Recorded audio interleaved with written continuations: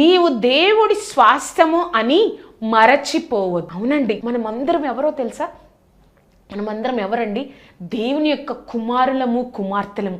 ఆయన ఆస్తి ఏమిటి అంటే ఈ లోకంలో ఆయన రక్తం ఇచ్చి మనల్ని సంపాదించుకున్నారు. మనమే ఆయన స్వాస్థ్యము, ఆయన ఆస్తి అండి. అంతగా ఆయన కుమారులు, కుమార్తెలమైన మనలను దేవుడు మన అర్థం కాని స్థితిలో, మన యొక్క భయంకరమైన స్థితిలో, ఇంకా అయిపోయింది నా స్థితి అన్న స్థితిలో దేవుడు వదిలేస్తారా? అవిశ్వాసం ఉందే నా బిడ్డకి, నా మీద నేను చెయ్యలేను, నేను ఈ యొక్క స్థితి గుండా నేను వెళ్ళలేను, దేవుడు కూడా నన్ను వదిలేశారు అన్న స్థితిలో ఉన్నప్పుడు దేవుడు నిన్ను నన్ను మర్చిపోయేటట్లు నిన్ను నన్ను వదిలేస్తారా? నువ్వు ఆయన కుమారుడువు, కుమార్తెవు.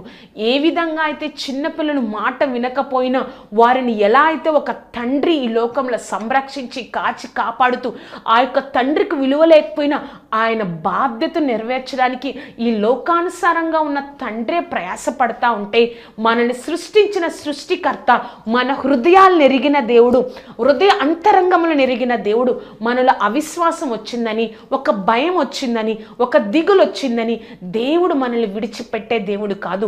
ప్రతి ఒక్క స్థితిలో, అయ్యో నువ్వు ఆ స్థితిలో ఉన్నప్పుడే, నా విశ్వాసం సరిగ్గా ఉన్నప్పుడే దేవుడు నా పక్షంగా ఉంటారు అని అనుకుంటున్నావేమో.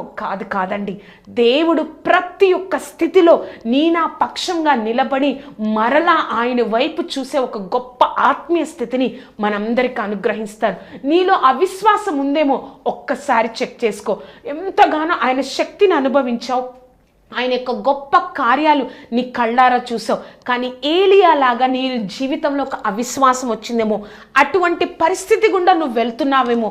ఆ పరిస్థితుల వల్ల, మాటల వల్ల, ఆ యొక్క భయం వల్ల నువ్వు అటువంటి స్థితిలో వెళ్తున్నావేమో. దేవుడు ఏ స్థితిలో అయినా లేవనెత్తగల గొప్ప దేవుడని నేను మర్చిపోకూడదు. ఒక వాక్యాన్ని మనం చదువుదామండి. హెబ్రీయులకు రాసిన పత్రిక 3వ అధ్యాయము 12వ వచనం. హెబ్రీయులకు రాసిన పత్రిక 3వ అధ్యాయము 12వ వచనం. సహోదరులారా, జీవము గల దేవుని విడిచిపోవునట్టి విశ్వాసం లేని దుష్ట హృదయము మీలో ఎవని అందైనను ఒకవేళ ఉండునేమో అని జాగ్రత్తగా చూసుకొనుడి. ఆ యొక్క అవిశ్వాసం అనే దుష్ట హృదయం మనలో ఎవరిలో అయినా ఉందేమో అని బహు జాగ్రత్తగా చూసుకొని, ప్రభా నువ్వు ఏ స్థితికైనా చాలని దేవుడు, నన్ను ఎలా పోషిస్తున్నావో, నన్ను ఎలా సంరక్షిస్తున్నావో, నన్ను ఎలా కాపాడుతున్నావో నేను మర్చిపోకూడదయ్యా. ఆ విధంగా ఈ యొక్క నేను వెళ్తున్న పరిస్థితిలో కూడా నువ్వు నా కోసం నిలబడతావని నేను దృఢంగా నమ్ముతున్నానయ్యా. ఆ అవిశ్వాసం అనే ఆ దుష్ట హృదయాన్ని నుంచి ఆ యొక్క జాగ్రత్తగా నేను సరిచేసుకొని నీ వైపు చూడడానికి నాకు సహాయం దయచేయి ప్రభా అని నువ్వు ఎప్పుడైతే ప్రార్థన చేస్తావో, ఎప్పుడైతే దేవుడి వైపు తిరుగుతావో, మన గొప్ప దేవుడు నన్ను ఆశీర్వదించి ఆయన మన కోసం నిలబడుతున్నారని మరలా నీ జీవితంలో రుజువు చేస్తారండి. ఎంత గొప్ప దేవుడో కదండి. ప్రార్థన చేసుకుందాం. సర్వాధికారి, సర్వశక్తిమంతుడా, నీ బిడ్డలమైన మేము ప్రభా ఎన్నో విషయాలలో ప్రభా నీ శక్తిని అనుభవించి కొన్ని విషయాలలో అవిశ్వాసంతో ఉంటున్నామేమో. ఒక్కసారి మమ్మల్ని జ్ఞాపకం చేసుకో సర్వశక్తిమంతుడా. నీ గొప్ప కృపను అనుగ్రహించు. అవిశ్వాసంలో నుంచి సర్వోన్నతుడా మా యొక్క హృదయాలను బయటకు తీసుకురండి అయ్యా. నీ శక్తిని మేము మర్చిపోకూడదు. నువ్వు ఎంతగా మమ్మల్ని పోషించావో, ఎంతగా నువ్వు మమ్మల్ని కాపాడుతున్నావో, ఎంతగా నీ శక్తిని చూసేటట్లుగా మమ్మల్ని ఆశీర్వదించావో, ఆ యొక్క విషయాన్ని మేము మర్చిపోకుండా నీలో నిలబడడానికి మాకు సహాయం దయచేదేవా. పరిశుద్ధాత్మదేవ, ఈ కార్యక్రమం చూసి ప్రభా అవిశ్వాసం వచ్చిందయ్యా, ఈ యొక్క విషయం ద్వారా అవిశ్వాసం వచ్చిందయ్యా, ఈ యొక్క పరిస్థితి ద్వారా నన్ను క్షమించి ప్రభా అని ఎవరైతే అడుగుతా ఉన్నారో, ఎవరైతే కన్నీరు కారుస్తూ ఉన్నారో వారిలో మరలా విశ్వాసాన్ని కలగచేసి మమ్మల్ని మేము సరి చేసుకునేటట్లుగా మాతో మాట్లాడిన దేవా, నీ బిడ్డలమైన మేము ఎప్పుడు కూడా రోషం కలిగి ఒక అగ్ని మండినట్లుగా నీ కోసం ఒక మంట కలిగి మేము ఉండడానికి ప్రభా, నీలో నిలబడడానికి, నీ శక్తితో నింపబడడానికి, నీ విశ్వాసంలో మేము నిలబడడానికి మాకు సహాయం దయచేయండి. నువ్వే తోడేయండి, నడిపించండి.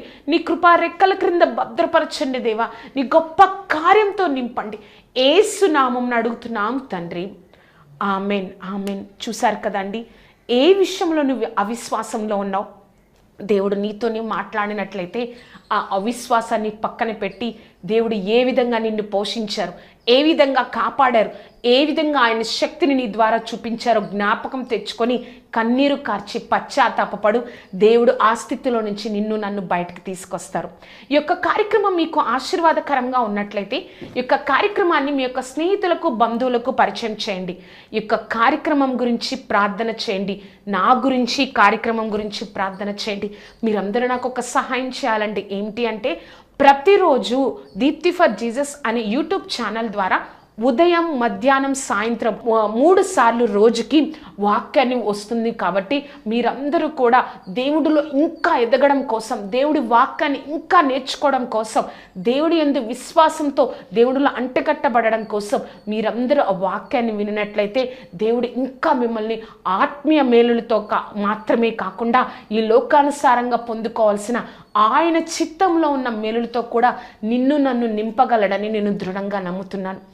దేవుడు మిమ్మల్ని బహుగా దీవించి ఆశీర్వదించునుగాక. Amen, amen, amen.